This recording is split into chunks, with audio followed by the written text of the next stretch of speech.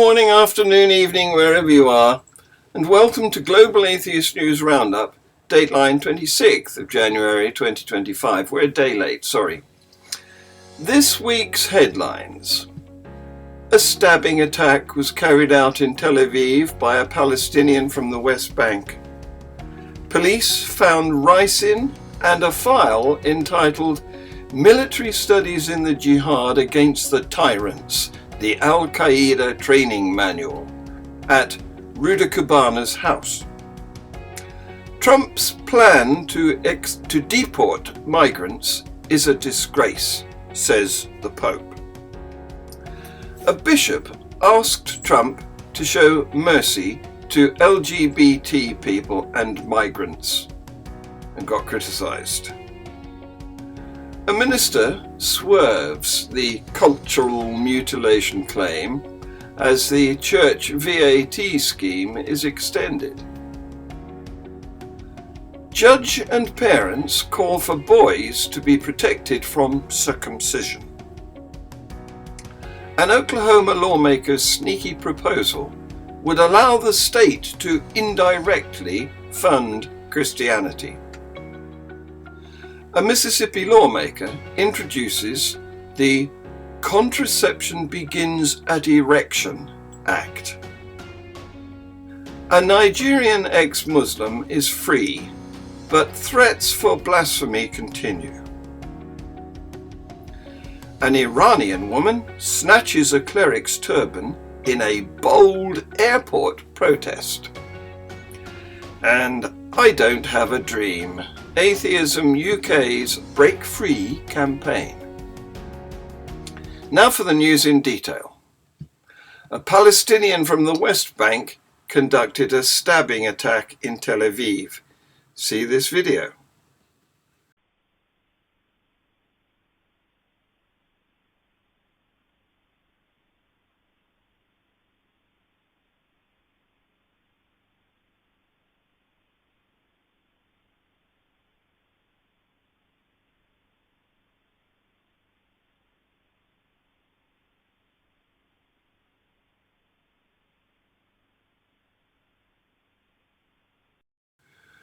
Three months after Axel Rudakubana's knife attacks at the junior dance school in Southport, when he killed 3 schoolgirls and injured 8 other girls and 2 adults, police have revealed that they found ricin and a file entitled Military Studies in the Jihad Against the Tyrants, the Qaeda Training Manual, at his house.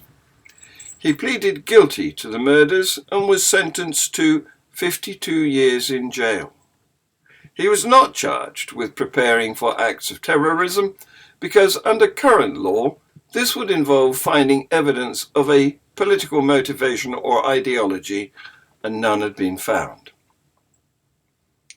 Pope Francis has said that Donald Trump's plans to deport illegal migrants from the US would be a disgrace if they materialized.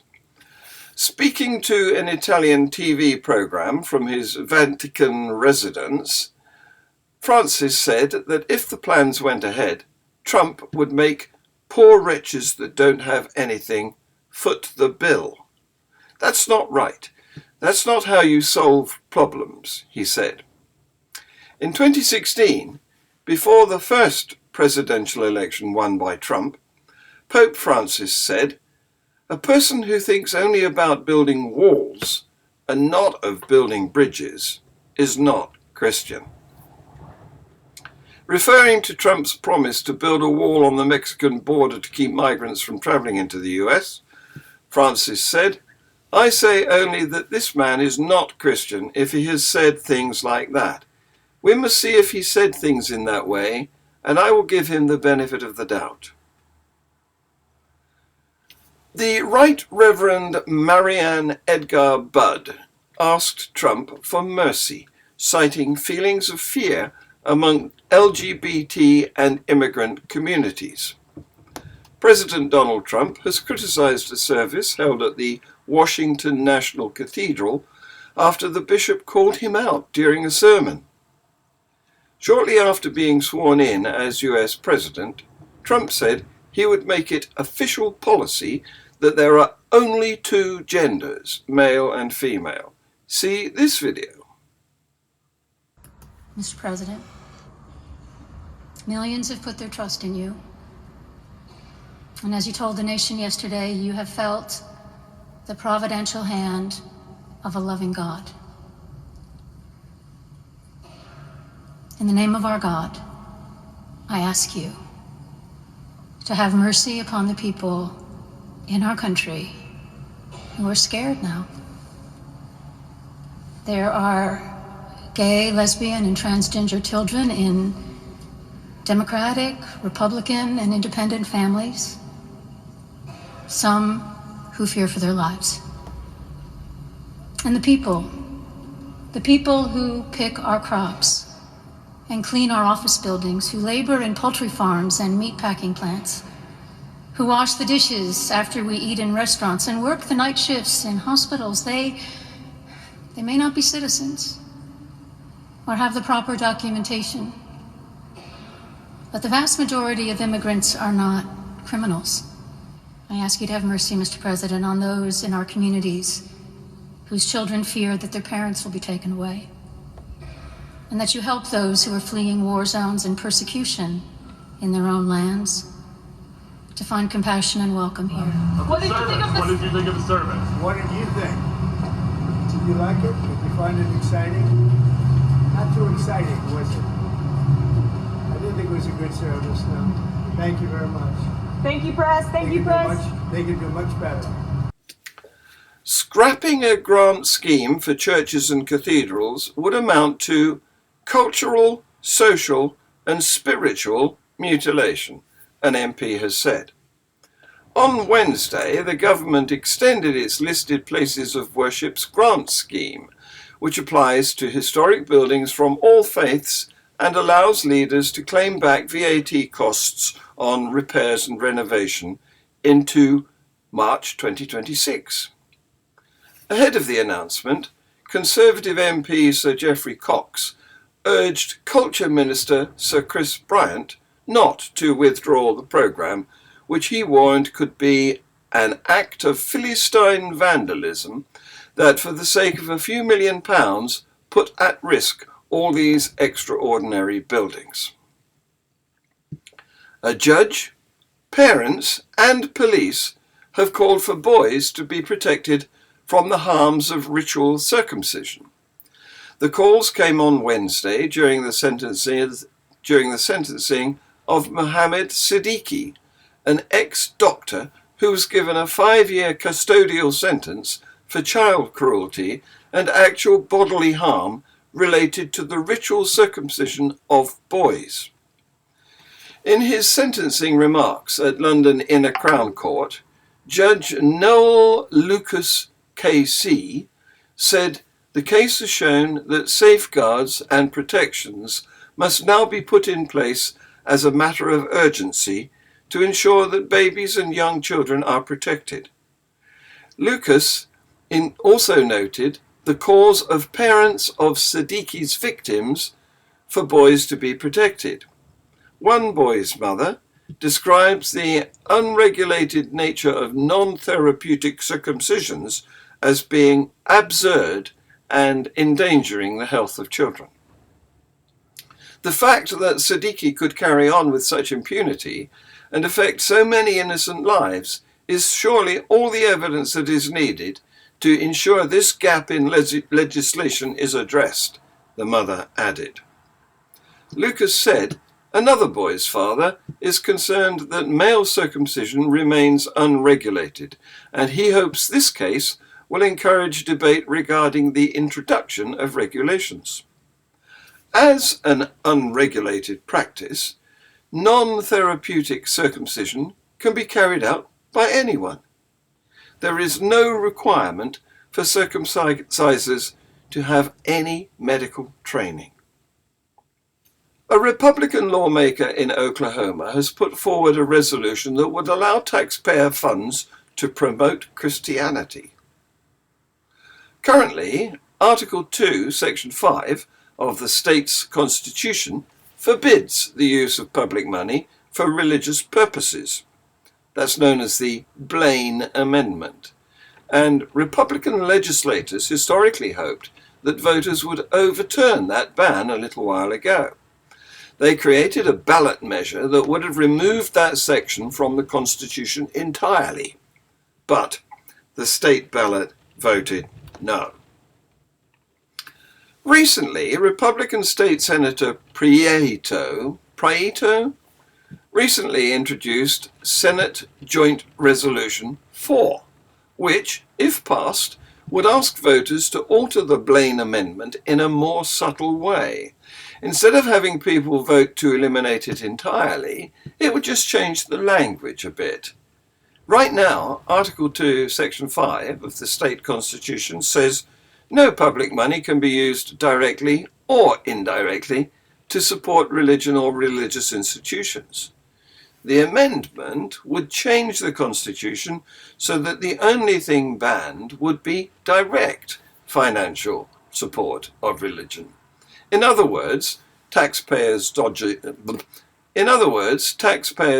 couldn't be used to build new churches, but it could be used to fund Bibles for public schools under the guise of teaching kids history, the maintenance of historic buildings that are used for religious services, scholarships for private religious schools, etc. Democratic State Representative Mickey Dolenz blasted this proposal, saying, "Religious extremists continue finding new ways to take from public coffers, weaken constitutional protections, and force taxpayers to subsidize their religion." Mississippi State Senator Bradford Blackman, a Democrat, introduced a bill this week that would seemingly ban men from masturbating or engaging in other sexual acts when they have no intent to fertilize an embryo. The bill, titled Contraception Begins at Erection Act, would make it unlawful for a person to discharge genetic material without the intent to fertilize an embryo. It includes exceptions for sperm donation and using contraception to prevent fertilization. This is criminalizing wanking. After more than 4 years in prison for blasphemy, Nigerian ex-Muslim atheist Mubarak Bala is finally free, but his ordeal is far from over. Once the outspoken president of the Humanist Association of Nigeria, Bala was arrested in 2020 after posting comments on Facebook that conservative Muslim lawyers in Kano deemed insulting to Islam. His sudden guilty plea to 18 charges of blasphemy stunned supporters, and he was sentenced to 24 years in prison, a term later reduced on appeal. Now released, he remains in hiding, fearing for his life in a country where blasphemy laws and religious extremism leave little room for dissent. Freedom is here, but there is an underlying threat that I now have to face, Bala told the BBC. While humanists and activists worldwide celebrate his release, the dangers are far from over. Thanks that he's out, thanks that he's a free man, but no thanks, because there is a dent on him as if he committed a crime, said Leo Igwe, founder of the Humanist Association of Nigeria. Yet, despite years of imprisonment and ongoing threats, Bala remains unshaken. "I knew the dangers, and I still decided to do it," he said, standing firm in his defiance. In a stunning act of defiance, an Iranian woman went viral after confronting a cleric who chastised her for not wearing a hijab at Tehran's Mehrabad airport, snatching his turban and wrapping it around her head as a scarf in protest. "So you have honor now?" she mocked, before shouting at the onlookers, "Oh, Iranian men, I shit in your honor." The confrontation, caught on video and widely shared, comes amid growing resistance to Iran's mandatory hijab laws, which the regime has struggled to enforce. While state media dismissed the incident as the actions of a woman with psychological issues, Iranians on social media hailed it as a bold act of defiance, with one user writing, "Men can never understand the immense pressure a woman faces that leads her to rebel."